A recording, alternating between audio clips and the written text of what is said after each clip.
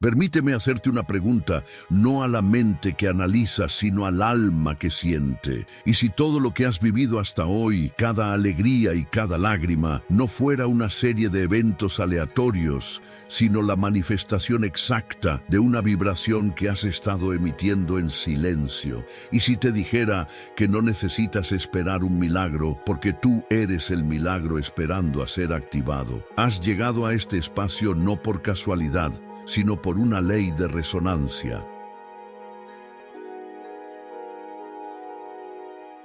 Una parte de ti, tu ser más profundo, está cansada de buscar respuestas afuera y está lista para recordar la verdad más incómoda y a la vez más liberadora.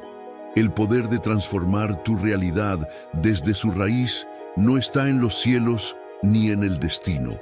Reside en este preciso instante en tu propia conciencia. Este no es un audiolibro que te pide fe ciega. Es una guía de maestría espiritual que te invita a observar, a convertirte en un científico de tu propia vida. Aprenderás a decodificar el lenguaje del universo, a comprender las leyes herméticas que gobiernan la creación, y a usar tu mente y tu fe no como súplicas, sino como herramientas de poder soberano. No viniste a este mundo a ser un espectador de tu vida, viniste a ser su arquitecto.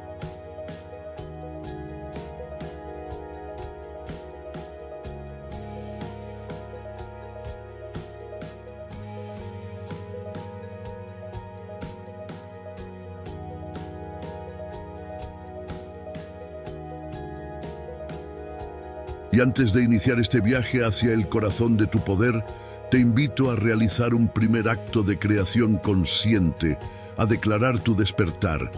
Si sientes en tu alma el llamado a recordar tu poder y a manifestar tu verdadera realidad, regálanos un me gusta, que sea la primera señal que le envías al universo de tu nueva vibración.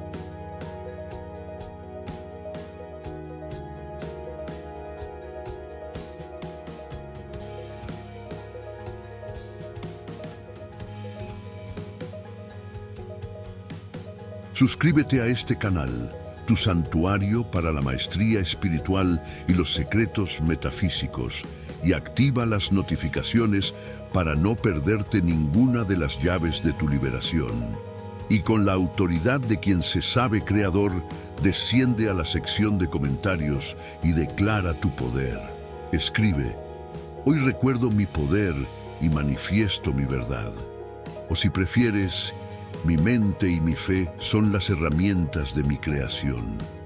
Permite que tus palabras sean el primer decreto de tu nueva realidad. Ahora respira profundo. Silencia el ruido del mundo exterior. Los capítulos que siguen no son meras palabras, son activaciones. Son los secretos metafísicos que te devolverán el poder que siempre fue tuyo. La maestría comienza ahora. Capítulo 1. El origen del engaño. Desde el alba de la conciencia, el ser humano ha levantado su mirada a los cielos y ha preguntado: ¿por qué? ¿Por qué mi vida es como es? ¿Por qué algunos parecen danzar bajo un sol perpetuo de bendiciones, mientras otros caminan descalzos sobre las espinas de la dificultad? ¿Por qué la fortuna sonríe a ciertos rostros y a otros les da la espalda con una indiferencia cruel? Esta pregunta, nacida del dolor y la confusión, ha sido el terreno fértil donde se sembró la semilla del más grande engaño. Se nos enseñó una historia de un destino preescrito, de un guión celestial redactado por una mano invisible. Se nos dijo que debíamos aceptar nuestro lote, que la vida era una prueba de resistencia, un valle de lágrimas que había que cruzar con la cabeza gacha y el espíritu resignado. La virtud, nos dijeron, estaba en el aguante, no en la creación. La abundancia, el amor y la paz eran premios para unos pocos elegidos, o quizás una recompensa en un más allá incierto. Y esta narrativa, susurrada de padres a hijos, predicada desde los púlpitos y reforzada por las dificultades, se convirtió en el sistema operativo de la humanidad. Millones de almas aprendieron a vivir como actores secundarios en su propia película. Se convirtieron en expertos en reaccionar, en esperar, en suplicar. La oración se transformó no en un acto de comunión con el poder interior, sino en una petición desesperada a una fuerza exterior, a un monarca cósmico que podía conceder o negar favores según su capricho. Y en el corazón de esta enseñanza latía una trampa sutil y devastadora, una trampa diseñada no para liberar, sino para subyugar. Porque si el destino ya está escrito, ¿qué sentido tiene soñar? Si la vida es solo una prueba, ¿para qué intentar construir un paraíso aquí? Si el poder está fuera de nosotros, entonces nuestra única opción es la dependencia. Y así, la chispa divina del poder creador que habita en cada ser humano fue sofocada, cubierta por las cenizas de la resignación. El protagonista se convirtió en víctima. El creador se convirtió en criatura. Esa y no otra es la raíz del engaño. En algún punto de nuestra historia colectiva, la humanidad olvidó la verdad más fundamental de la existencia. La realidad no es algo que nos sucede, es algo que emana a través de nosotros. La vida, con todas sus texturas, sus colores, sus alegrías y sus penas, no es más que el reflejo tridimensional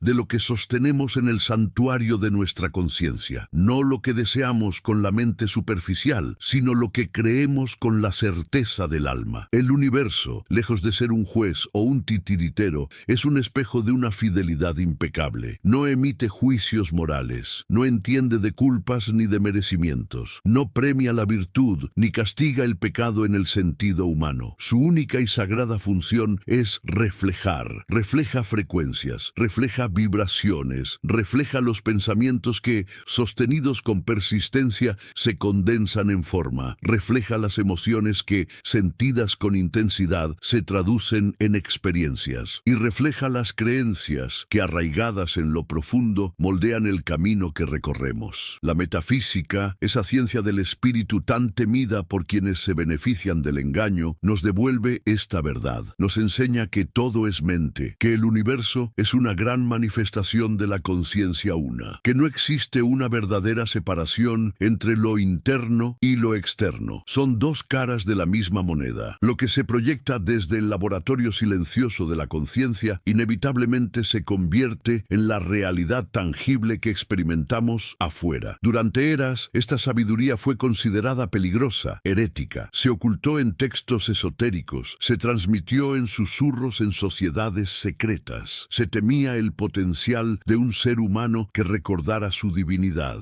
Un ser que descubriera que su mente no es una simple caja de almacenamiento de datos, sino un proyector holográfico, una herramienta capaz de dialogar con la energía primordial y de darle forma. En lugar de enseñarle a pensar por sí mismo, se le enseñó a obedecer dogmas. En lugar de invitarlo a explorar su poder interior, se le inculcó un miedo profundo al error, al juicio, al castigo. Y así, el ser que nació con la capacidad de esculpir su propia existencia, se transformó en un ser que duda, que teme, que pide permiso para vivir una vida plena. Pero incluso en la noche más oscura de este olvido, algunas almas sintieron una disonancia, una inquietud sagrada, una voz interior que les susurraba que la vida no podía ser solo sufrimiento, que la abundancia no podía ser un privilegio, sino un derecho de nacimiento, que el amor no tenía por qué ser una fuente de dolor, y que el destino, quizás, no era una sentencia grabada en piedra, sino una elección que se hacía en cada instante. La metafísica prohibida no es una filosofía para el intelecto, es una guía práctica para el despertar del alma. No se basa en la esperanza ciega, sino en la comprensión de las leyes universales. Es el mapa que nos muestra que todo lo que experimentamos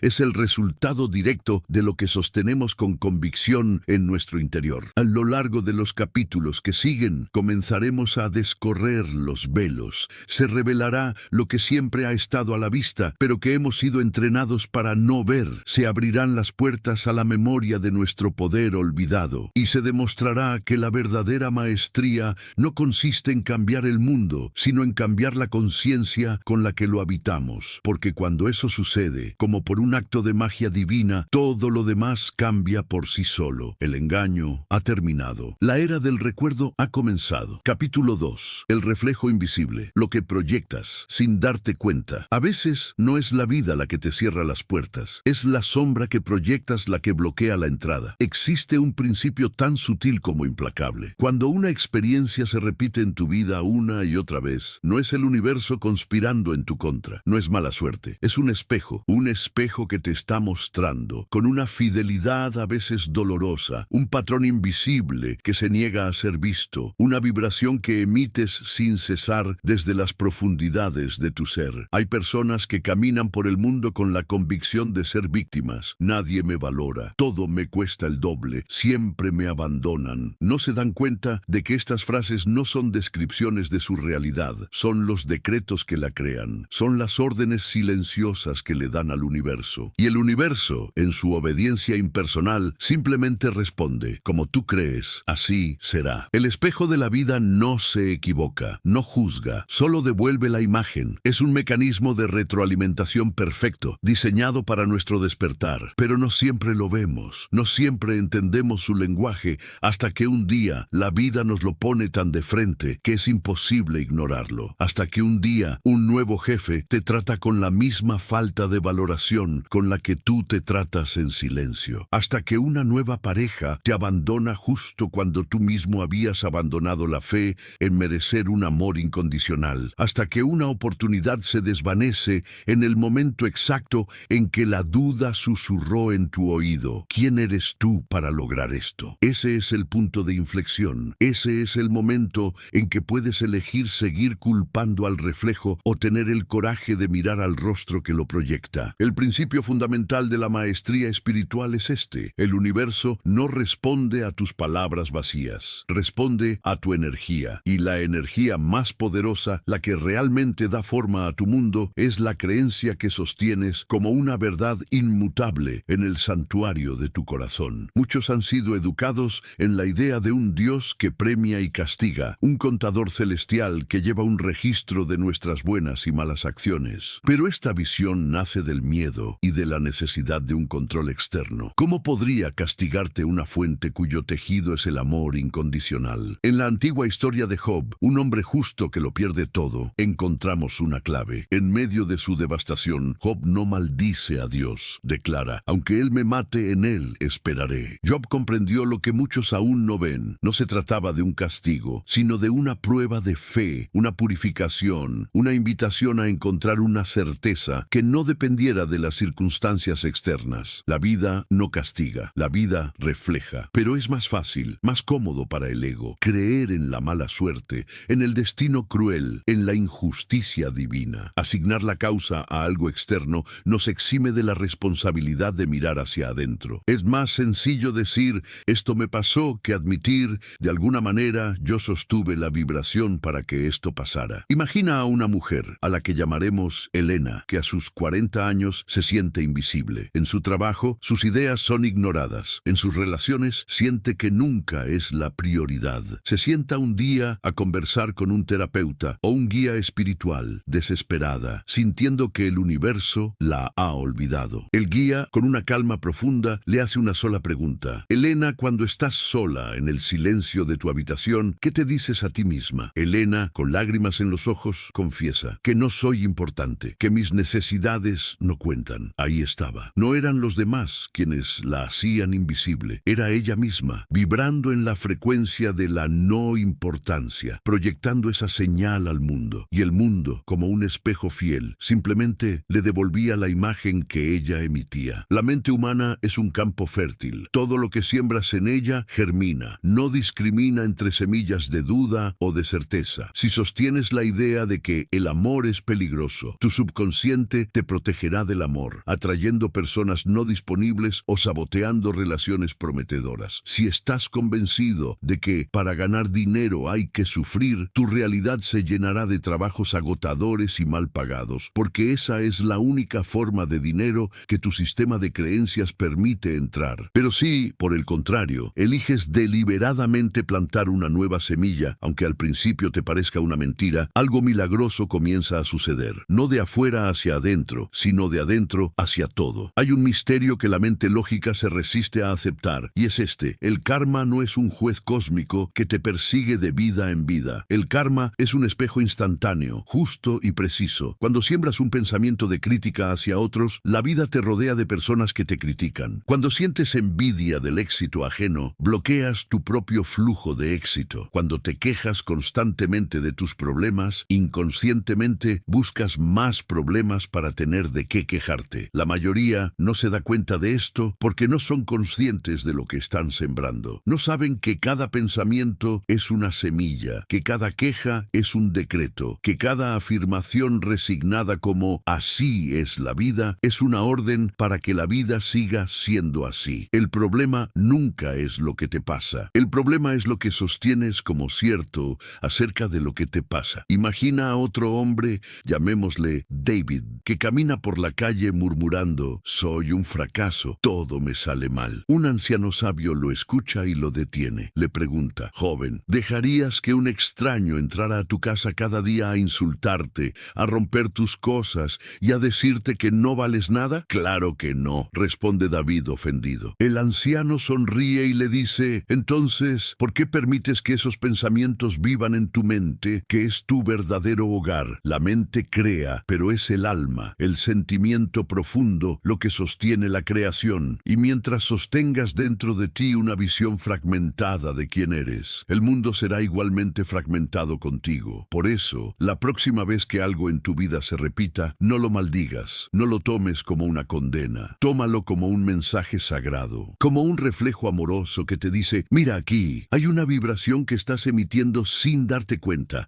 hay una creencia que se niega a ser sanada". Y cuando finalmente la veas, cuando dejes de pelear con el espejo y comiences a transformar la imagen, entonces, y solo entonces, todo a tu alrededor comenzará a responder de una manera nueva, porque nunca fue el mundo, siempre fuiste tú. Capítulo 3. El dinero no distingue entre santos y pecadores, solo sigue la vibración. Durante siglos hemos tejido una compleja red de mitos y moralidades en torno al dinero. Se nos ha dicho que es la recompensa a la virtud, el fruto del sacrificio, un bien que se concede a los justos y se niega a los malvados. Hemos aprendido a asociar la pobreza con una especie de nobleza espiritual y la riqueza con una posible corrupción del alma. Pero si observamos el mundo con ojos desprovistos de juicio, con la fría objetividad de un científico del espíritu, descubrimos una verdad incómoda y liberadora. La realidad cruda y silenciosa del flujo financiero no responde a nuestras moralidades humanas. El dinero no entiende de santos ni de pecadores, solo responde a una ley, la ley de la vibración. A lo largo de la historia, miles de almas devotas han dedicado su vida al trabajo incansable, a la honestidad intachable y al servicio desinteresado, y aún así han vivido y muerto en la más absoluta precariedad. Han rezado, han suplicado, han cumplido con todos los preceptos morales, y el dinero les ha sido esquivo. Mientras tanto, otras figuras, carentes de escrúpulos y de virtudes evidentes, han acumulado fortunas con una facilidad desconcertante. ¿Es esto una prueba de la injusticia del universo? ¿Es una lotería cósmica? ¿O es, quizás, la manifestación de una ley que hemos malinterpretado por completo? Quien observa con atención descubre un patrón ineludible. Aquellos que, independientemente de su moralidad, tratan al dinero como un aliado, como una energía que fluye, como una herramienta que se usa con confianza, viven en un estado de abundancia. Y aquellos que, a pesar de su bondad, perciben el dinero como una amenaza, como una fuente de preocupación, como una rareza que hay que guardar con miedo, lo ven alejarse una y otra vez. No importa cuánto trabajen, no importa lo que crean merecer, porque el dinero, al igual que toda manifestación en este universo energético,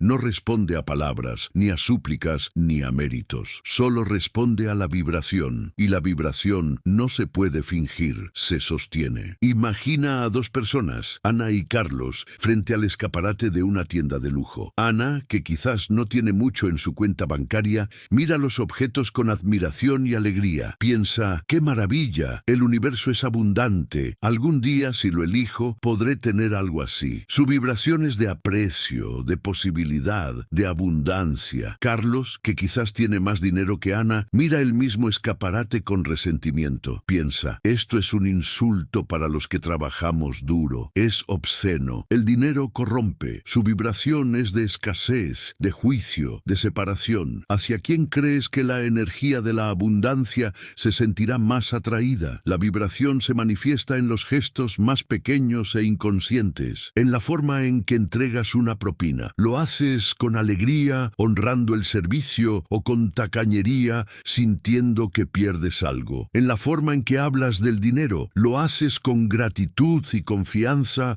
o con queja y preocupación. En la forma en que tu cuerpo reacciona al pagar una factura, se tensa, se contrae de miedo, o lo hace con la calma de quien sabe que el dinero que sale volverá multiplicado. Tus palabras pueden decir, soy próspero, pero si tu estómago se anuda al pensar en tus deudas, el mensaje real, el que el universo recibe, es el del nudo en tu estómago. La emoción siempre anula a la palabra. En el Evangelio de San Juan encontramos una clave metafísica profunda. Antes de realizar el milagro de la multiplicación de los panes y los peces, Jesús no le pidió a Dios que le ayudara, no suplicó. Levantó la vista al cielo y dijo, Padre, te doy gracias porque me has escuchado. No había duda, no había petición. Había una declaración de un hecho consumado. Vibró en la certeza absoluta de que el milagro ya era una realidad en el plano espiritual. A eso se le llama fe. Y la fe, como veremos, no es un asunto religioso, es una frecuencia de convicción absoluta. Cuando una persona habla y siente desde la escasez, todo su entorno comienza a sintonizar con esa frecuencia. Los pagos que espera se retrasan, surgen gastos inesperados, las oportunidades de negocio se desvanecen, no porque haya un castigo divino, sino porque el universo, como un espejo neutro, está obligado por ley a reflejar la vibración que se le proyecta. Y esto ocurre incluso cuando la mente consciente dice una cosa y el corazón, el subconsciente, siente otra. Existen millones de personas diciendo, quiero salir de mis deudas, quiero ser millonario, pero la vibración que emiten es la de la lucha, la de la angustia, la de la falta. Y eso es lo que el universo sostiene, porque no responde a la palabra quiero, responde a la emoción que la acompaña. Imagina la historia no contada de un hombre de negocios, llamémosle Marcos, que después de una quiebra, en lugar de lamentarse, comenzó un nuevo ritual. Cada noche, antes de dormir, tomaba su cartera, aunque solo tuviera unas pocas monedas, y la sostenía en sus manos. Cerraba los ojos y sentía una profunda gratitud por ese dinero, no por la cantidad, sino por lo que representaba, la energía del intercambio, la promesa de la abundancia. Se dormía sintiéndose rico, aunque la realidad externa dijera lo contrario. En pocos meses, su situación se transformó. Las ideas comenzaron a fluir, las personas adecuadas aparecieron, las oportunidades surgieron. No fue magia, fue física vibracional. Cambió su frecuencia. Y el dinero, que solo sigue a la vibración, lo siguió a él. No se trata de pensar positivamente de forma forzada. Se trata de reconocer que el dinero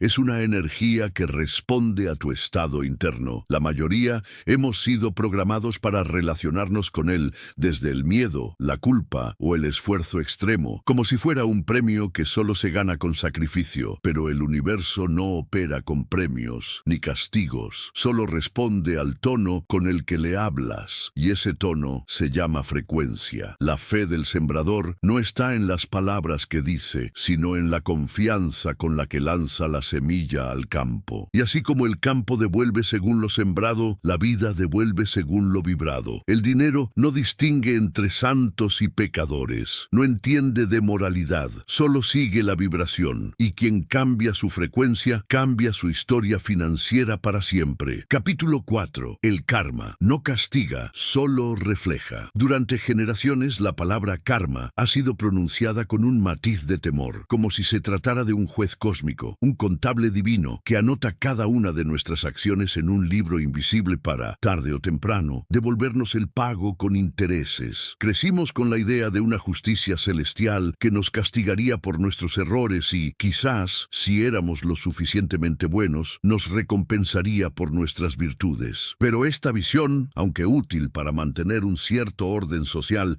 es una simplificación infantil de una ley universal mucho más profunda, impersonal y poderosa. La verdad es que el karma no castiga, el karma tampoco premia, el karma karma solo refleja. Imagina que estás en una habitación completamente oscura y la única fuente de luz es una linterna que sostienes en tu mano. Esa linterna es tu conciencia. Hacia donde apuntas la luz de tu conciencia, eso es lo que ves. Si apuntas la linterna hacia una pared llena de grietas y de humedad, esa será tu realidad. Si la giras y la apuntas hacia un cuadro hermoso, esa será tu realidad. La habitación no cambia. Lo que cambia es el foco de tu atención. El karma es esa linterna. No crea la habitación, pero sí determina qué parte de ella experimentas. En el silencio de una discusión familiar, un padre, herido, le grita a su hijo: «Eres un egoísta, solo piensas en ti». El hijo, sintiéndose atacado, responde con la misma moneda: «Y tú eres un controlador, nunca me dejas ser». Lo que ninguno de los dos percibe en ese momento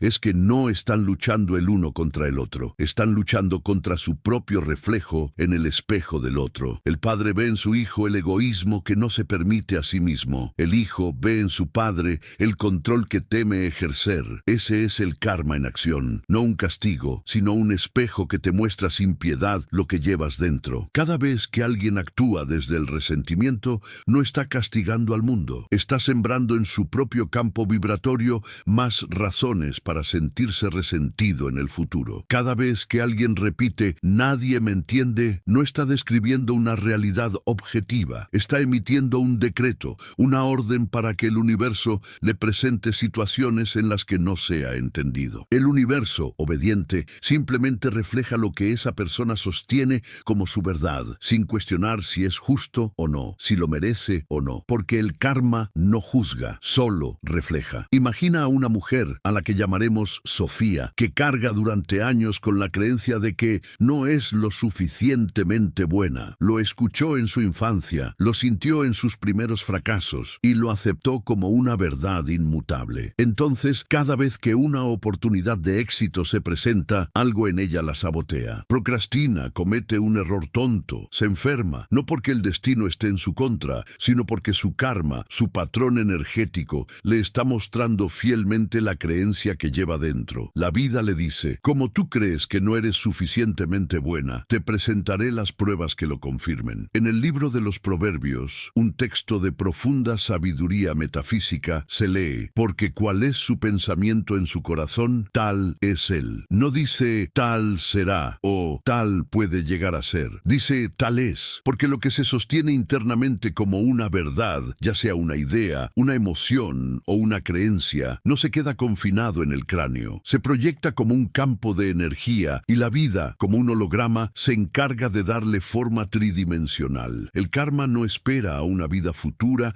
para ajustar cuentas. Actúa aquí y ahora, en la forma en que te hablas a ti mismo cuando cometes un error, en la forma en que reaccionas ante el éxito de los demás, en la forma en que interpretas una palabra amable o una mirada indiferente. Hay quienes creen que si son buenas personas, si ayudan a los demás, si se sacrifican, entonces la vida, en algún momento, les devolverá el favor en forma de felicidad o prosperidad. Pero si ese dar proviene de la carencia, de la necesidad de ser aprobado, del miedo a ser egoísta, entonces la vibración que emiten no es la de la generosidad, sino la de la falta. Y el universo, que responde a la vibración y no a la acción externa, refleja más falta. Así, quien da desde el vacío, recibe más vacío. Quien ama desde la necesidad, atrae relaciones que no llenan. Quien trabaja desde el sacrificio, vive agotado y sin reconocimiento. No por una injusticia cósmica, sino porque el karma es un espejo que no puede devolver una imagen que no se le está proyectando. Imagina a un hombre, llamémosle Javier, que camina por la vida con una coraza de desconfianza. Cree que todo el mundo quiere aprovecharse de él. Sospecha de las intenciones de sus socios, de la lealtad de sus amigos, de la sinceridad de una sonrisa. Y, como era de esperar, su vida es una sucesión de traiciones, decepciones y motivos para confirmar su visión del mundo. Pero no es el mundo el que lo traiciona, es su propia desconfianza, amplificada por el espejo del karma, la que le muestra exactamente lo que espera ver. Es duro aceptar que la vida no está en tu contra, porque entonces ya no tienes a quién culpar. Es incómodo descubrir que no hay un juez celestial castigándote, porque eso significa que has sido tú quien ha estado sosteniendo rompiendo las cadenas. Pero también es la noticia más liberadora que jamás escucharás. Porque si no hay castigo, no hay condena. Si no hay premio, no hay que esperar. Solo está el reflejo. Y quien cambia lo que sostiene dentro, cambia inevitablemente lo que recibe fuera. El karma, como una sombra fiel, se presenta en las decisiones que no tomas, en los patrones que repites, en las palabras que no dices, en los pensamientos que alimentas en secreto. Pero lejos de ser una sentencia, es una oportunidad, es una señal de tráfico divina que te guía hacia tu propia transformación. Y cuando aprendes a verlo con los ojos correctos, incluso el dolor deja de ser un enemigo y se convierte en un maestro. Una mujer repite en voz baja, casi como un mantra: a mí siempre me toca lo más difícil. Lo dice sin pensar, como quien narra una historia que ha aprendido de memoria. Y cada día que pasa, su vida se ajusta meticulosamente a ese guión. No porque el universo la quiera ver sufrir, sino porque esa frase es un decreto y el karma, como un mensajero eficiente, obedece. Pero si un día, cansada de su propia historia, esa mujer cambia el decreto y comienza a afirmar, con una fe incipiente pero real: a partir de ahora todo empieza a fluir con facilidad para mí, el karma también escucha. Y el espejo fielmente comienza a reflejar una nueva imagen. El karma es la ley del reflejo. No responde a la moral, ni a las buenas intenciones, ni a lo que crees merecer. Responde a lo que vibras, a lo que crees profundamente, a lo que sostienes sin dudar. Y esa es en realidad la mejor de las noticias. Porque si no te gusta el reflejo, no hace falta esperar otra vida, ni rogar por una intervención divina. Solo hace falta tener el coraje de mirar hacia adentro y cambiar la imagen que estás proyectando. Capítulo 5. El dinero no es recompensa ni castigo. Durante siglos se nos ha enseñado a mirar el dinero con una mezcla de reverencia, temor y desconfianza. Algunos lo ven como la bendición suprema, el signo del favor divino. Otros como una fuente de corrupción, la raíz de todos los males. Está quien lo persigue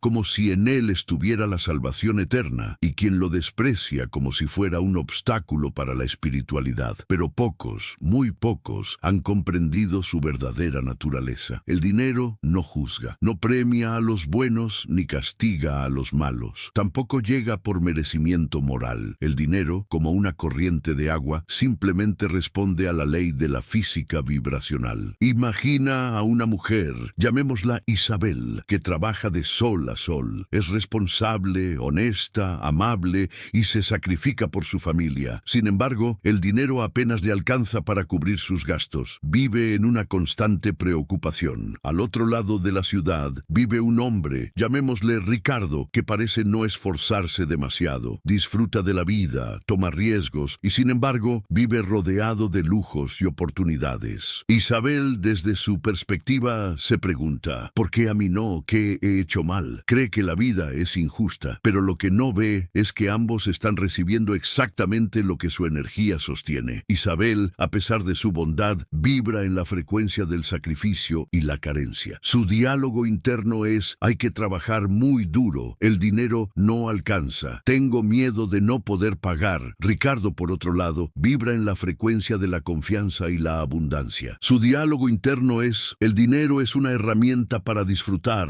siempre hay más de donde vino, confío en mi capacidad para generar. El dinero no entiende de sus personalidades, entiende de sus vibraciones. En la parábola de los talentos, Jesús narra cómo un hombre entrega diferentes cantidades de dinero a 3 siervos. 2 de ellos invierten y multiplican sus talentos. El tercero, por miedo, esconde su talento bajo tierra. Al regresar, el amo no castiga al siervo por ser malo, sino por ser improductivo, por haber vibrado en el miedo y no en la confianza. Así actúa el dinero, no como un juez, sino como un espejo de nuestra fe y nuestra vibración. Hubo una época en que la sociedad glorificaba el trabajo duro como sinónimo de riqueza. Se creía que quien más sudara, más ganaría. Pero la experiencia nos ha demostrado una y otra vez que esto es una falacia. Hay personas que realizan trabajos físicamente agotadores por salarios mínimos y apenas logran sobrevivir. Mientras tanto, otros que trabajan desde su pasión, desde la creatividad y la certeza, parecen atraer la riqueza sin esfuerzo. No es que el mundo sea injusto, es que la ley es exacta. El dinero no sabe cuántas horas has trabajado, no sabe si has sido bueno o malo, lo único que percibe es tu estado interno. Y si ese estado está lleno de la vibración de la carencia, el dinero simplemente no puede quedarse. Imagina a un joven, llamémosle Daniel, que se repite constantemente que el dinero es difícil de conseguir, que siempre se va rápido. No importa cuánto gane, no importa cuánto ahorre. Cada vez que acumula una pequeña suma, aparece un gasto inesperado, una avería en el coche, una enfermedad, una factura imprevista. No es mala suerte, es un patrón. El universo le está mostrando, sin filtros,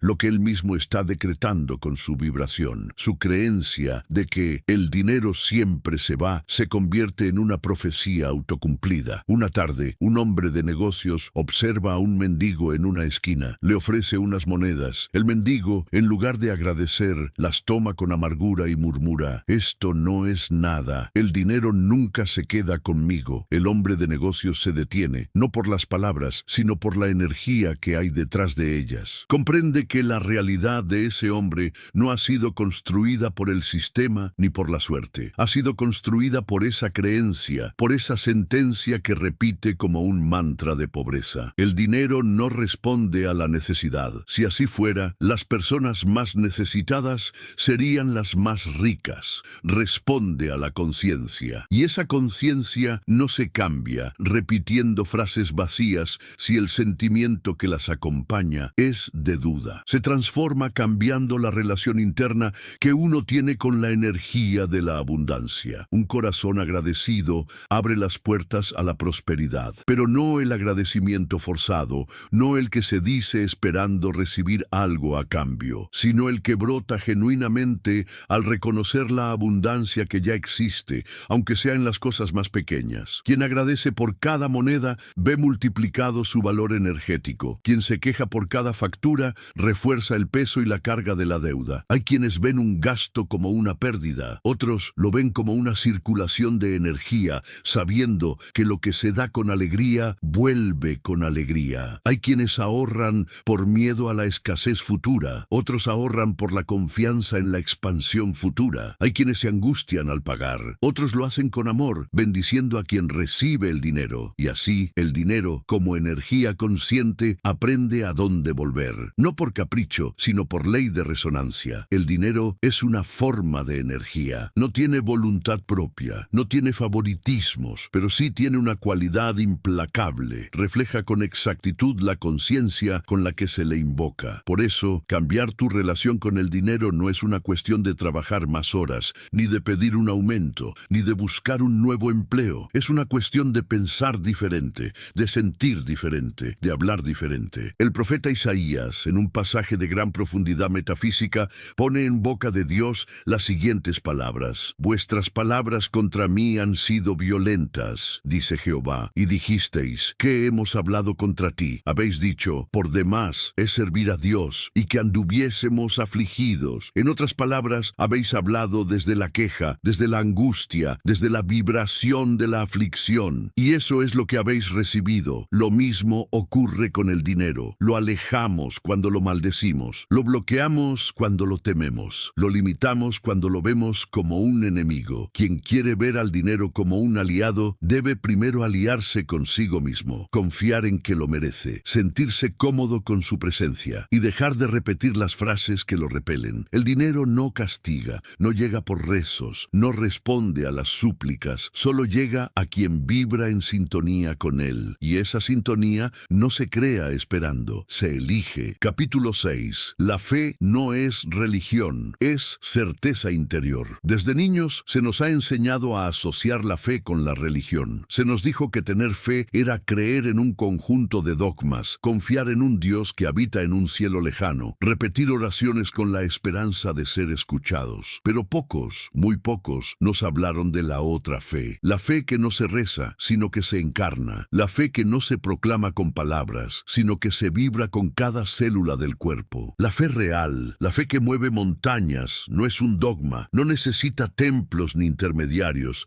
Es una frecuencia silenciosa, pero todopoderosa. Es una certeza interior que transforma la realidad desde su raíz. En algún rincón olvidado del mundo, una madre acuesta a su hijo. No sabe qué qué le dará de cenar mañana. Su despensa está vacía, pero mientras lo arropa, le sonríe con una ternura infinita. Algo dentro de ella, una calma inexplicable, le dice que todo va a estar bien. No tiene pruebas externas, no tiene promesas, tiene una sola cosa, una certeza interior inquebrantable. Eso es fe. La ciencia la podría llamar convicción. La física cuántica, el colapso de la función de onda por un observador consciente. El alma simplemente lo sabe. No es una cuestión de religión, es una ley universal que trasciende credos y culturas. Observa a un niño que aprende a caminar. Se pone de pie por primera vez. Sus pequeñas piernas tiemblan, pero en su mente no hay duda. No se pregunta si podrá. No se compara con otros niños. No imagina el fracaso. Simplemente da un paso y otro, porque en su conciencia la posibilidad de no lograrlo ni siquiera existe. Esa es la fe original. La fe pura con la que todos llegamos a este mundo antes de que nos enseñaran a dudar. La fe es energía que colapsa la incertidumbre. Es la fuerza que declara ya es, antes de que los sentidos físicos puedan percibirlo. Es la convicción de que algo es verdad, incluso cuando toda la evidencia externa parece contradecirlo. No tiene que ver con repetir frases de forma mecánica. Tiene que ver con encarnar una certeza tan sólida, tan estable, que el universo no tiene más opción que alinearse con ella. Imagina a una mujer, llamémosla Laura, que se encuentra al borde del abismo. Lo ha perdido todo: su negocio, su pareja, su salud. Los demás la miran con lástima, susurran que está acabada. Pero dentro de ella, en el silencio de su alma, una pequeña llama sigue encendida. No sabe cómo, no sabe cuándo, pero sabe con una certeza que desafía toda lógica que va a salir de esa situación. No lo espera, lo afirma, lo sostiene, lo siente en cada átomo de su ser. Esa llama interior es la fe verdadera. Jesús, un maestro de la metafísica, lo dijo con una claridad que a menudo se ha malinterpretado. Si tuvierais fe como un grano de mostaza, diríais a este monte: pásate de aquí allá, y se pasará. No dijo que rezaran para que el monte se moviera. No dijo que esperaran una señal divina.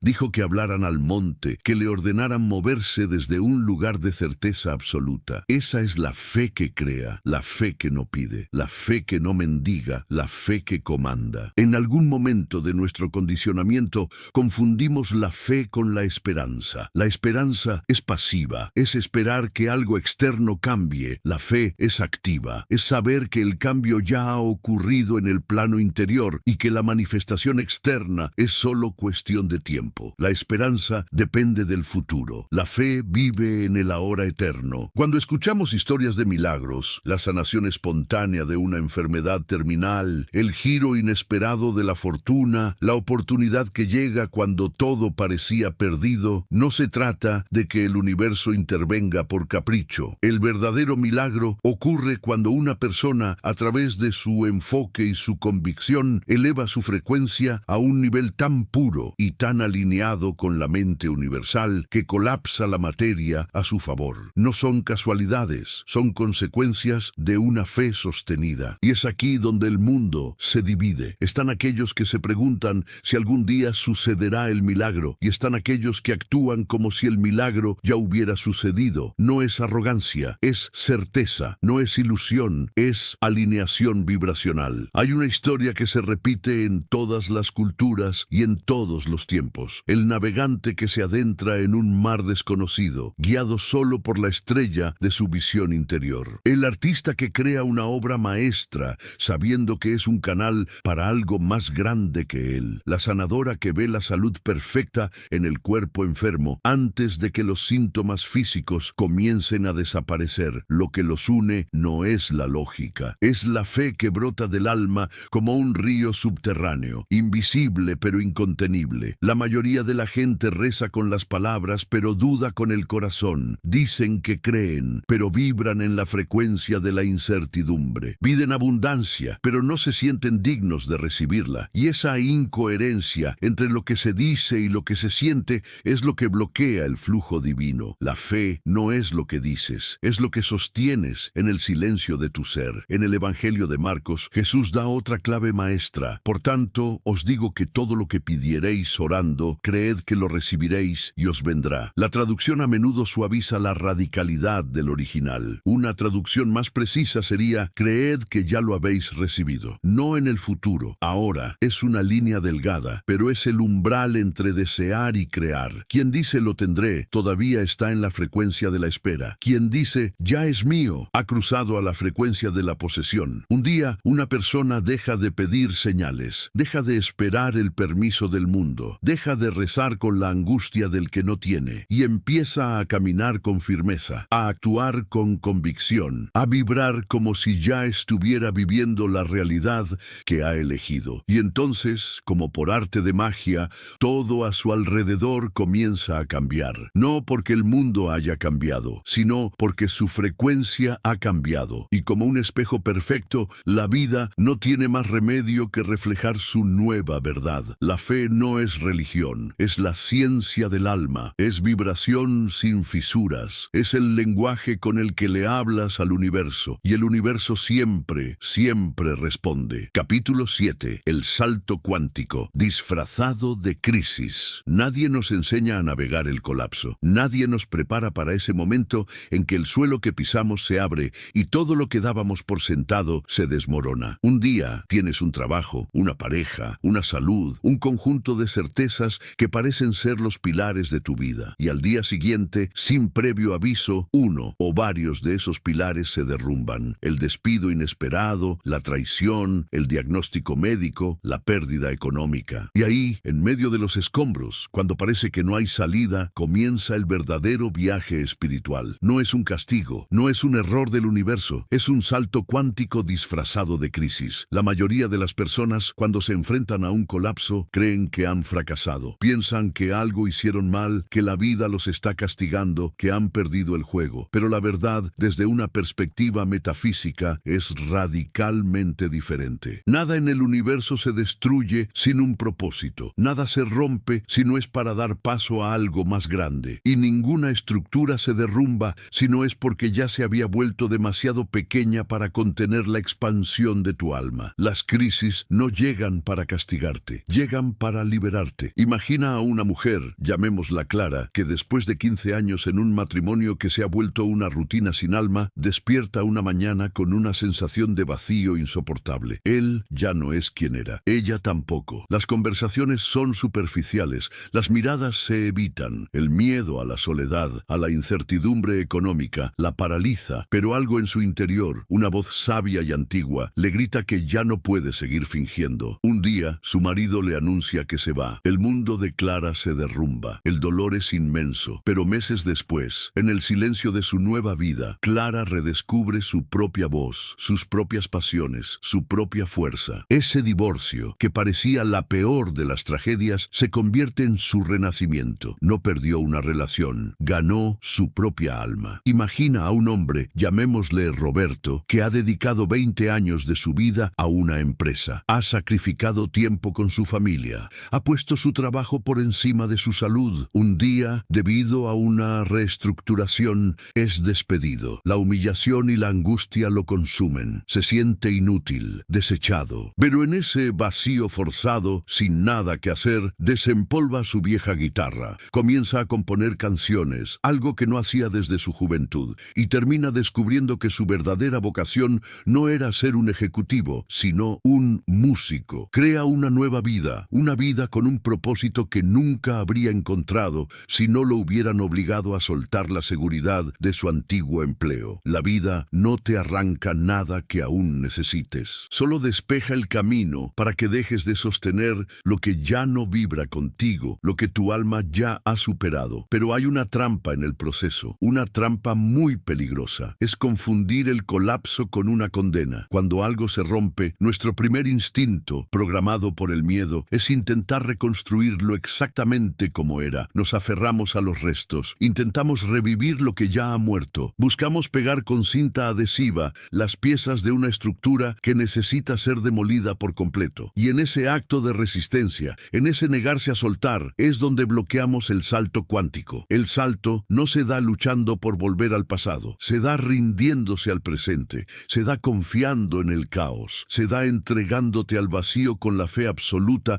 de que ese caos está reordenando tu vida de una manera que tu mente lógica aún no puede comprender. Jesús, el gran maestro de la transformación, no evitó la cruz, no escapó de la traición de Judas, no luchó contra su aparente final, porque sabía que después del dolor venía la resurrección. Sabía que el fin de una forma era solo el preludio del nacimiento de una conciencia superior. Y si ese fracaso que tanto te duele es solo el eco de una versión vieja de ti mismo que está muriendo para que puedas renacer, y si ese dolor no vino a destruirte, sino a empujarte hacia una expansión que nunca te habrías atrevido a elegir por ti mismo, muchos se quedan atrapados en las ruinas, intentan sostener relaciones rotas, trabajos sin alma, identidades que ya no les pertenecen, y ahí es donde se estancan. No porque la vida los detenga, sino porque no se atreven a dejar atrás lo conocido. La zona de confort, incluso cuando es dolorosa, nos resulta familiar. Una vez, un discípulo le dijo a su maestro Zen: «Maestro, siento que todo en mi vida se está cayendo a pedazos». El maestro lo miró con una serenidad imperturbable y respondió: «¿Y quién te dijo que eso era algo malo? Tal vez por fin todo se está acomodando en su lugar correcto. Cada vez que la vida te pone de rodillas, tienes dos opciones: romperte o abrirte, caer en la desesperación o despertar a una nueva posibilidad. Y aunque el dolor parezca insoportable en ese momento, recuerda esto: lo que hoy duele, mañana será la razón por la que agradezcas». En la epístola a los Romanos hay un versículo de una profundidad metafísica inmensa, y sabemos que a los que aman a Dios, todas las cosas les ayudan a bien. Todas las cosas, incluso aquello que parece malo, incluso la pérdida, el caos, la ruptura, todo, absolutamente todo,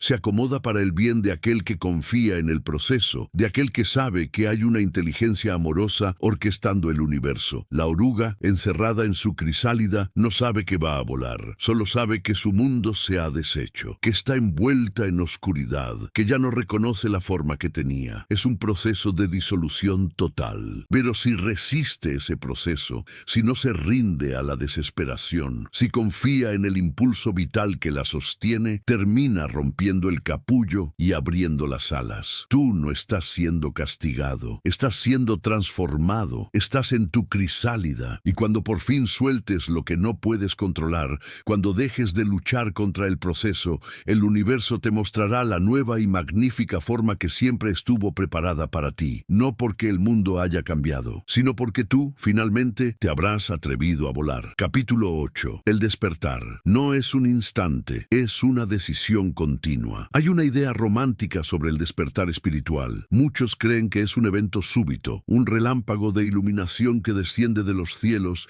y cambia la vida para siempre en un solo instante glorioso. Esperan una epifanía, una visión, una experiencia mística que los catapulte a un estado de paz perpetua. Pero la verdad, para la mayoría de nosotros, es mucho más terrenal y a la vez mucho más poderosa. El verdadero despertar no es un evento, es un sendero, no es una revelación pasajera, es una alquimia interior que ocurre en el silencio de cada día. Es una decisión que se renueva con cada respiración. El antiguo texto del Kybalion lo dijo con una claridad que resuena a través de los siglos. El todo es mente, el universo es mental. Despertar bajo esta premisa no es ver ángeles ni levitar. Despertar es comprender en cada célula de tu ser que la realidad no es algo que te ocurre, sino algo que generas desde tu interior. Es darte cuenta de que no eres una marioneta del destino ni una víctima del azar, sino un emisor de frecuencias, y que cada una de esas frecuencias, cada pensamiento, cada emoción, cada creencia, es una causa que, tarde o temprano, manifestará su efecto correspondiente. Muchos dicen con orgullo: estoy en mi camino espiritual, pero el verdadero despertar se mide no por las palabras, sino por la práctica. Es recordar, en el fragor de una discusión, que la otra persona es un espejo. Es recordar, ante una factura inesperada, que tu vibración de abundancia es más real que el papel. Es recordar, cuando el miedo te asalta, que es solo una sombra proyectada por tu mente. El verdadero despertar es recordar que tú eres el alquimista y que tu mundo exterior solo refleja los elementos que estás combinando en tu laboratorio interior. Pensamientos, emociones, creencias, palabras, todo es materia prima en este arte sagrado. Y si no vigilas tu mezcla, el resultado será el caos. No no por castigo divino, sino por ley universal. No hay premios ni castigos, hay resonancia, no hay destino escrito, hay vibración sostenida. Y la verdadera alquimia comienza cuando decides, con un coraje inmenso, transmutar tus propias sombras, no cuando intentas negarlas o esconderlas. La primera y más fundamental de las leyes herméticas, la ley del mentalismo, nos enseña que todo lo que existe fue primero concebido en una mente. Si eso es cierto, entonces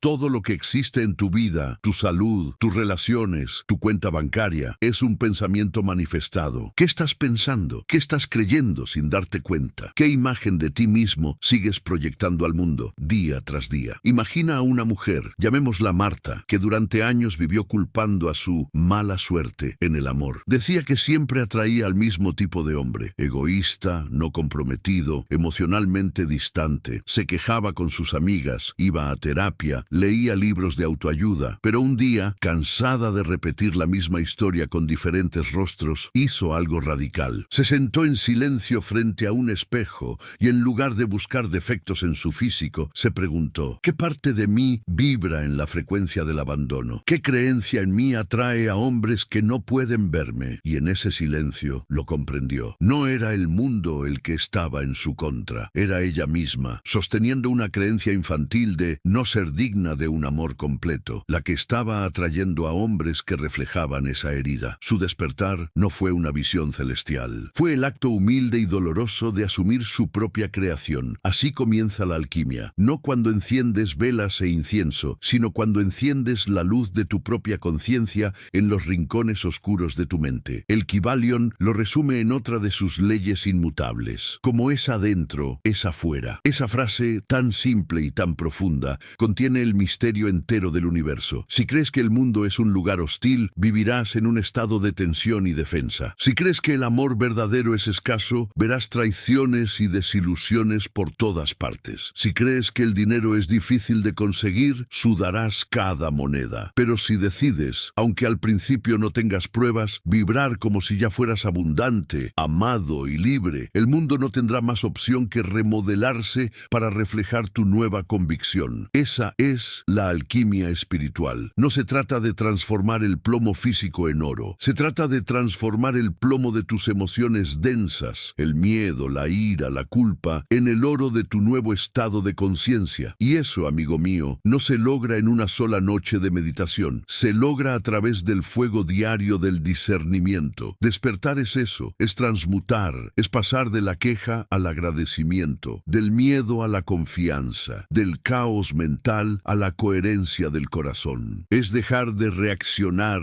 como un autómata a los estímulos del mundo y empezar a crear tu respuesta desde un lugar de poder y de paz. El verdadero despertar no se mide por la cantidad de libros espirituales que has leído, ni por los rituales que practicas, ni siquiera por las horas que pasas meditando. Se mide por tu capacidad de observar tu propia sombra sin juzgarte. Se mide por tu decisión, momento a momento, de no responder con la vieja programación del miedo. El Kybalion también enseña la ley del ritmo. Todo fluye y refluye. Todo tiene sus períodos de avance y retroceso. Así que sí, habrá días en los que sientas que retrocedes, días en los que parezca que vuelves a dormir. No te castigues. Cada ciclo tiene su propósito. Cada aparente recaída es una nueva oportunidad para observarte con más profundidad. Incluso los grandes alquimistas quemaban sus experimentos, pero sabían que cada error revelaba una fórmula más precisa. Así también tú, no estás fallando si tropiezas. Fallas solo si decides quedarte en la inconsciencia. Jesús dijo, conoceréis la verdad y la verdad os hará libres. Pero esa verdad no está escrita en un libro externo. Está escrita en los códigos de tus pensamientos ocultos y en las cicatrices de tu corazón. Y tu libertad comienza cuando te atreves a leerlos con una sinceridad brutal y una compasión infinita. Muchos quieren despertar, pero no todos están dispuestos a pagar el precio. Porque el precio del despertar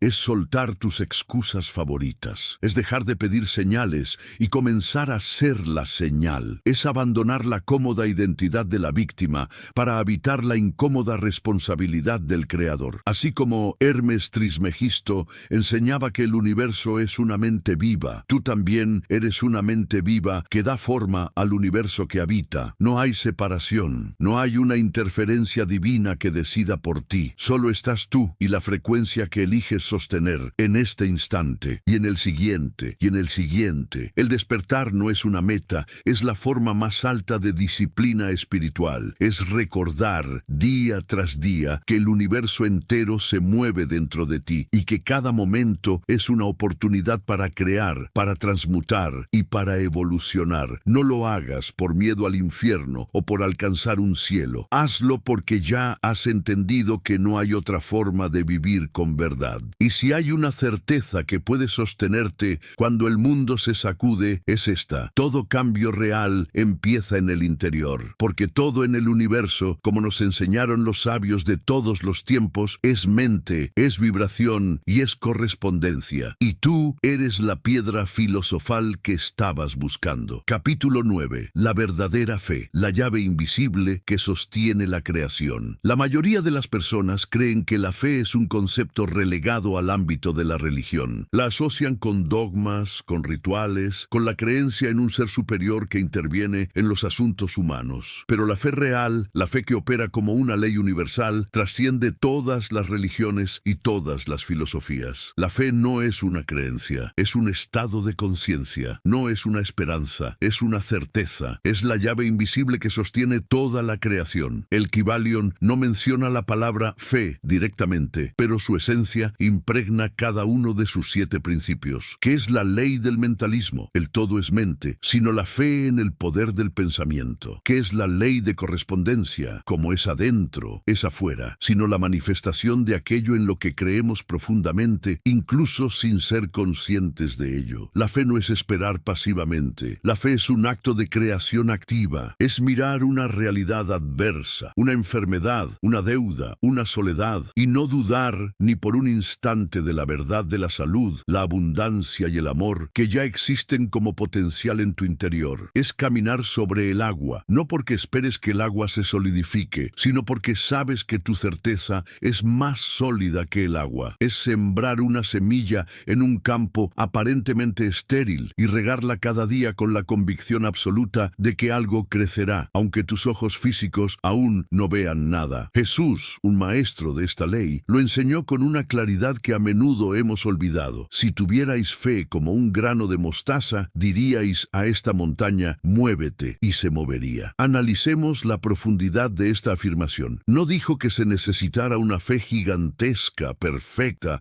la fe de un santo. Dijo que bastaba con una fe diminuta, como un grano de mostaza, pero auténtica, una certeza sin fisuras, y con esa mínima pero pura convicción, lo imposible se vuelve posible. Pero, ¿dónde nace esa certeza? Nace en las profundidades de la mente, en ese lugar donde las creencias no son frases bonitas que repetimos, sino las raíces que sostienen nuestra identidad. Y aquí reside la gran paradoja. La mayoría de las personas sí tienen fe, pero la tienen mal dirigida. Tienen una fe inquebrantable en sus miedos. Tienen una fe absoluta en sus limitaciones. Tienen una fe ciega en que no pueden, en que no merecen, en que las cosas saldrán mal. Y eso también es fe. Y el universo, que es imparcial, responde a esa fe con la misma fidelidad. Lo que sostienes como inevitable, eso es lo que estás creando. La ley del ritmo, otra de las grandes verdades del Kybalion, nos enseña que todo tiene sus ciclos, su flujo y su reflujo. Y es precisamente en el reflujo, cuando la marea de la vida parece retirarse, cuando todo parece ir en contra,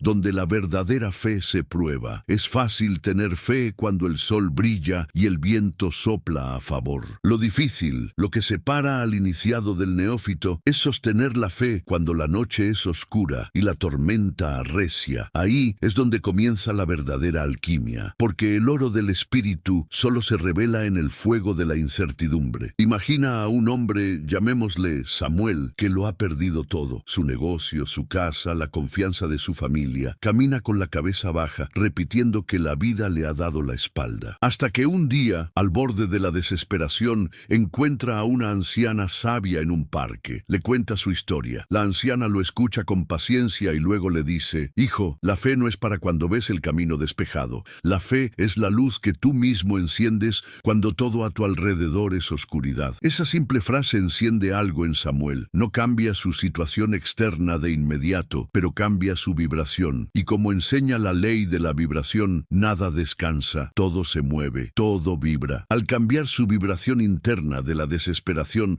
a una incipiente certeza, su mundo, poco a poco, comienza a reordenarse. Porque ya no es el mismo hombre. Ha sembrado certeza donde antes había desolación. La fe, bien entendida, no es una idea, es un estado de conciencia, y el universo responde a estados, no a palabras. ¿Has notado cómo hay personas que, a pesar de tener todo en su contra, logran salir adelante? No es suerte, es que sostienen internamente una imagen de sí mismos que no se rompe con los golpes externos. Creen en su visión, creen en su destino, creen en su poder, y esa creencia es suficiente. No necesitan que el mundo les dé permiso o les confirme su valía. Ellos ya lo han decidido dentro, y la vida, como un buen espejo, se alinea con esa decisión. La alquimia espiritual nos enseña que para transformar nuestra realidad, primero debemos transformar nuestra percepción. Pero eso solo es posible si nuestra fe no vacila. Si aún con los ojos cerrados podemos ver lo que queremos crear como si ya fuera real. El Kybalion lo explica. El universo es mental. Todo lo que ves nació primero en una mente. Y si tú eres una chispa de esa mente universal, entonces tu mente también crea. Y lo que sostienes con la fuerza de la convicción, tarde o temprano, se manifiesta. Pero hay algo más profundo, algo que casi nadie se atreve a mirar. ¿Dónde está puesta tu fe en este preciso momento? ¿En tus posibilidades o en tus excusas? ¿En tu abundancia inherente o en tu carencia aprendida? ¿En tu poder creador o en tus miedos heredados? Porque no es que no tengas fe, todos la tenemos. La pregunta es, ¿en qué la estás invirtiendo? Una mujer, llamémosla Isabel, decía constantemente que no podía confiar en los hombres, que el amor era un juego cruel, que siempre terminaba herida, y así era. No porque el universo la castigara, sino porque su fe estaba puesta en la herida, no en la posibilidad de la sanación. Y como la ley de correspondencia no falla, como es adentro, es afuera, su realidad externa solo le mostraba lo que ella ya había decidido creer. Ese es el poder de la fe, una llave invisible que abre las puertas correctas o las equivocadas, según la dirección en la que la gires. Por eso los sabios antiguos hablaban del arte de sostener una visión, porque sabían que el universo no se doblega ante deseos volátiles, sino ante vibraciones firmes, y que una mente convencida puede más que 1000 plegarias desesperadas. Pedir es dudar, declarar es fe, esperar es dudar,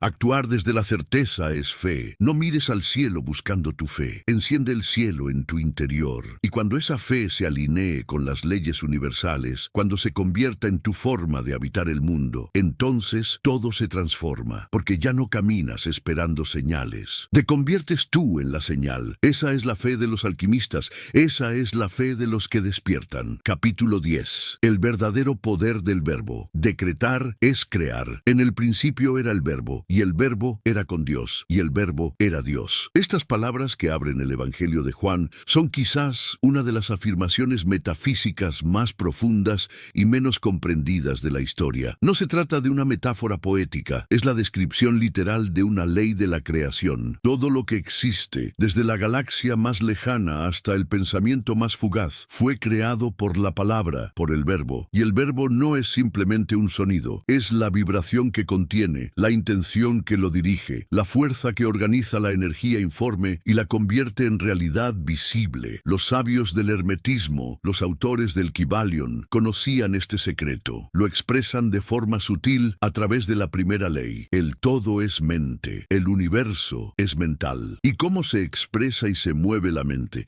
A través del verbo. Cada palabra que pronuncias, cada pensamiento que sostienes es un decreto. Y todo decreto, cuando es sostenido con la energía de la emoción y la certeza de la fe, se convierte en ley en tu universo personal. Las culturas antiguas comprendían este poder. En el antiguo Egipto, las palabras eran consideradas instrumentos mágicos, capaces de sanar o de maldecir. En la tradición de la Cábala, se enseña que cada letra del alfabeto hebreo es una vibración sagrada que participa en la construcción de las realidades. Y en la alquimia, el verbo es el fuego secreto que transmuta el plomo del pensamiento inconsciente en el oro de la manifestación programación consciente. Por eso, cuando una persona dice casi de forma automática, siempre me pasa lo mismo, está lanzando un hechizo sobre sí misma, creando un ciclo eterno de repetición. Cuando repite, el dinero no me alcanza, está dictando una sentencia de escasez a su subconsciente. Y cuando murmura, no soy suficiente, está moldeando activamente su mundo para que le confirme esa creencia. No son simples palabras, son códigos de programación, llaves vibratorias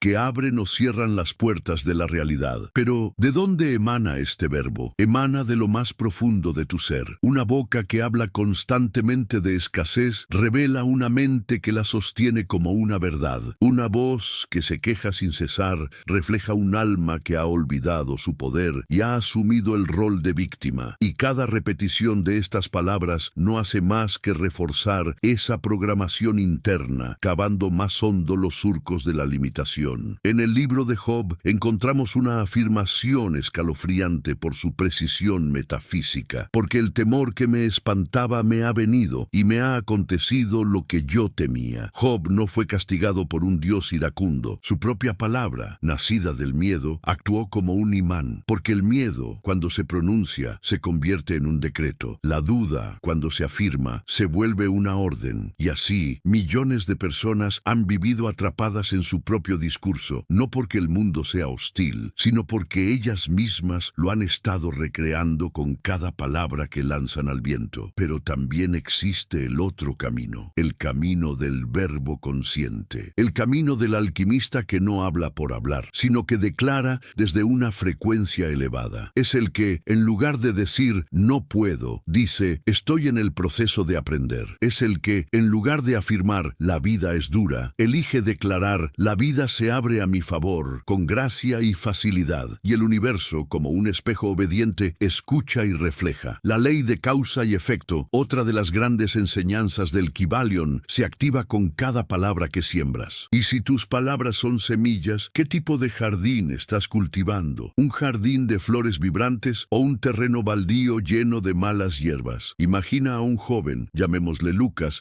que solía decir, tengo mala suerte con todo. No era una simple queja, era su identidad, y su realidad lo confirmaba. Nada le fluía, todo se complicaba. Un día, un viejo sabio lo escuchó y le dijo, tus palabras son como la tinta con la que escribes un contrato invisible con el universo, y tú lo firmas cada día sin siquiera leer las cláusulas. Desde ese día, Lucas comenzó a vigilar su verbo. Al principio se sentía falso. Cambiar un tengo mala suerte por un todo obra para mi bien le parecía una mentira, pero perseveró. Y poco a poco, al cambiar su lenguaje, comenzó a cambiar su vibración y con ello su vida. No se trata de repetir afirmaciones vacías como un loro. Se trata de sentir el verbo, de que cada palabra que pronuncies tenga su raíz en tu conciencia, de que tu lengua no sea una traidora que repita lo que no quieres vivir. Los alquimistas sabían que antes de poder transformar el plomo del mundo externo, debían purificar el lenguaje interno, porque si el verbo crea, también puede destruir. Y hay quienes han destruido su propia felicidad con frases cotidianas, con palabras lanzadas sin pensar, con decretos que el universo, en su perfecta obediencia, no tuvo más remedio que cumplir. Jesús lo dijo de otra manera, no lo que entra en la boca contamina al hombre, mas lo que sale de la boca, esto contamina al hombre. Porque lo que sale de tu boca revela tu mundo interior, y ese mundo interior es el plano maestro que el universo toma para construir tu realidad. Ahora tómate un momento y piensa, ¿qué te estás diciendo a ti mismo cuando nadie te escucha? ¿Cuáles son las frases que repites en tu mente cada día? ¿Te hablas como alguien que se ama y se respeta o como alguien que se desprecia y se limita? Porque no se trata solo del verbo que dices en voz alta. Se trata sobre todo del verbo silencioso, ese que murmuras cuando las cosas no salen como esperabas, ese que se activa automáticamente cuando te miras al espejo, ese que refuerza tu programación más profunda sin que te des cuenta. Si quieres cambiar tu vida, el primer paso no es hacer más, es hablar distinto, es hablar mejor. El Kybalion enseña que todo vibra, y el verbo es vibración pura, el tono de tu voz, la intención que le pones, la emoción que lo acompaña, todo eso crea una frecuencia, y el universo, que es un vasto campo vibracional, responde a esa frecuencia, no responde responde a tus deseos, no responde a tus súplicas, responde a lo que realmente emanas a través de tu palabra. Por eso, los antiguos sabios no hablaban mucho, medían sus palabras, las honraban, las cuidaban como quien cuida un fuego sagrado. Hoy, en cambio, vivimos en la era del ruido, hablamos sin conciencia, repetimos lo que escuchamos sin discernimiento, y cada palabra vacía es una oportunidad perdida de crear con intención. Pero puedes volver al verbo sagrado, a ese lenguaje interior que edifica, que bendice, que declara con poder, no desde la necesidad, sino desde la certeza. Y cuando ese verbo se alinee con tu vibración más elevada, entonces la alquimia ocurrirá. El mundo comenzará a reorganizarse. Las puertas que estaban cerradas se abrirán. Las personas correctas aparecerán. Las oportunidades que parecían imposibles comenzarán a fluir, porque lo has dicho. Y lo que dices con la certeza de la fe, el universo no puede negarlo. CTA final. Has llegado al final de este viaje de maestría espiritual. Has recordado que no eres una víctima del destino, sino el arquitecto de tu realidad. Has desvelado los secretos metafísicos que te devuelven el poder, que tu mente es el proyector, que tu fe es la certeza que materializa y que tu palabra es el decreto que crea. Ya no hay excusas, ya no hay a quien culpar. El poder siempre ha estado y siempre estará dentro de ti. Las leyes del universo no están en tu contra, están esperando tus órdenes. Si este mensaje ha resonado en tu alma, si sientes que una nueva conciencia ha despertado en tu interior, te invito a sellar este momento. Este no es el final, es el comienzo de tu vida como creador consciente. Si estás listo para asumir tu poder y manifestar la vida que por derecho divino te corresponde, honra esta decisión con un me gusta, que sea tu afirmación de que has entendido el mensaje. Para continuar profundizando en estas enseñanzas y fortalecer tu maestría, suscríbete a este canal y activa las notificaciones. Conviértelo en tu recordatorio constante de que tú tienes el control. Comparte este video. Sé el faro que ilumine el camino de otras almas que también están buscando despertar, porque cuando un creador despierta, su luz ayuda a despertar a otros. Y como un decreto final, como la primera palabra de tu nueva realidad, desciende a la sección de comentarios y declara con todo el poder de tu ser: mi conciencia crea mi realidad. Yo soy el poder y la causa en mi mundo. Que tus palabras resuenen en el universo y sellen tu compromiso con tu propia maestría. Recuerda, el universo no te da lo que pides, te da lo que eres. Ve ahora y sé el milagro que has estado esperando.